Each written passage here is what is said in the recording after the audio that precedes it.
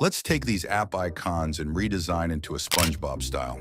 And these two app icons turned out to be the coolest, but we're starting with the Instagram icon. All right, now in Photoshop, looking at the colors of this icon, I'm going to use Patrick as the reference, scaling him up until he fits the whole icon.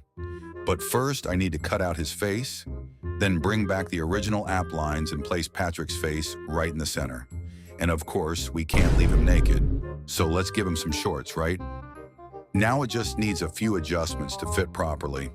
After filling everything in, I'll tweak it a bit more, using Puppet Warp 2, plus a soft shadow inside the shorts. Then I'll add a bevel and emboss around the edges of the icon to give it a nice touch.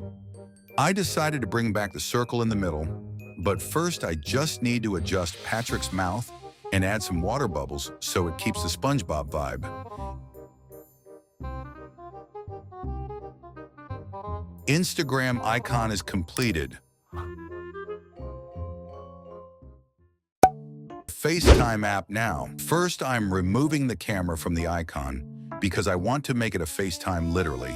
So I'm going to use Squidward's face pointing at the clock, referring to the fact that now it's FaceTime.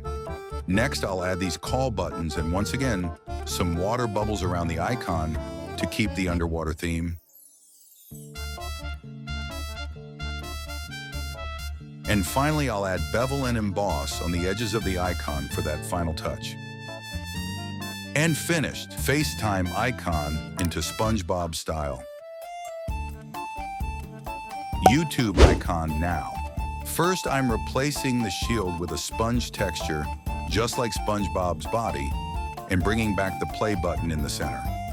Now I'll make a few adjustments using Puppet Warp, add a bit more SpongeBob texture, and once again, some bubbles to keep the underwater vibe. And the YouTube app is completed. Next is the Discord app. Let's start editing Discord, but definitely not this one. First, enlarge the icon and cut out this smiling face section. Now add a sponge texture to this app too, give it new eyes for this new style, and make a slight adjustment to the nose area. Also add teeth in this section. For the background, I'm going to cut out a piece and add this texture, which is something that already reminds people of SpongeBob. But I didn't like it that much, so I'm switching it to a navy blue instead.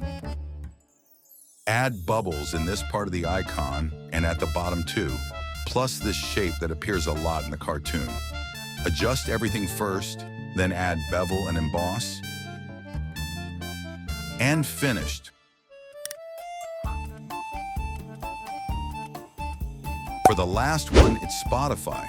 For Spotify, I had a different idea. But first, I need these stripes in this color and remove the background.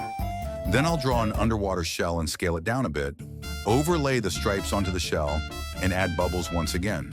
And now some seaweed on this part, but I need to adjust it with Puppet Warp so it looks as natural as possible. And done. Spotify into Shellify.